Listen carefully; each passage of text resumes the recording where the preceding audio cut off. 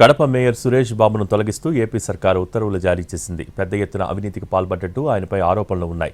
అయితే రాష్ట్రంలో red book రాజ్యాంగం నడుస్తోందన్నారు సురేష్ బాబు. తాను న్యాయ పోరాటం చేస్తానని తెలిపారు. మరోవైపు మాచర్ల మున్సిపాలిటీ చైర్మన్ తురకా కిషోర్ను తొలగించింది ఏపీ ప్రభుత్వం.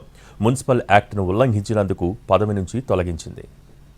కడప మేయర్ సురేష్ బాబును తొలగించింది ఏపీ ప్రభుత్వం. కుటుంబ సభ్యులకు కాంట్రాక్టులు అప్పగించి మున్సిపల్ చట్టాలను ఉల్లంఘించినట్లు విచారణలో తేలడంతో ఆయనపై అనర్హత వేటు వేసింది. 36 లక్షల రూపాయల అవినీతికి పాల్పడినట్లు సురేష్ బాబుపై ఆరోపణలు ఉన్నాయి. ఈ వ్యవహారంలో మార్చి 8న విచారణకు హాజరు కావాలని సురేష్ బాబుకు నోటీసులు జారీ చేశారు అధికారులు. ఇప్పటికే మున్సిపల్ శాఖ కార్యదర్శి ఎదుట మేయర్ సురేష్ బాబు హాజరు కాగా ఆయన ఇచ్చిన సమాధానం సంతృప్తికరంగా లేకపోవడంతో అనర్హత వేటు వేశారు. అయితే రాష్ట్రంలో రెడ్ బుక్ రాజ్యాంగం నడుస్తోందన్నారు మాజీ మేయర్ సురేష్ బాబు. కుర్చీ కోసమే కడప ఎమ్మెల్యే ఆరాటపడుతోందని ఆరోపించారు. కడప ఎమ్మెల్యే ఆటలు సాగబోవని, తనను అడ్డు తొలగించుకోవడానికి ఇలా చేశారని మండిపడ్డారు.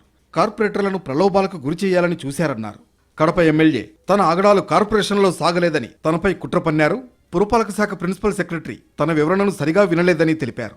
తన కుటుంబ సభ్యుల పేరుతో ఉన్న సంస్థను కాంట్రాక్టర్గా రిజిస్టర్ చేసిన అధికారులపై చర్యలు తీసుకోవాలని కోరారు.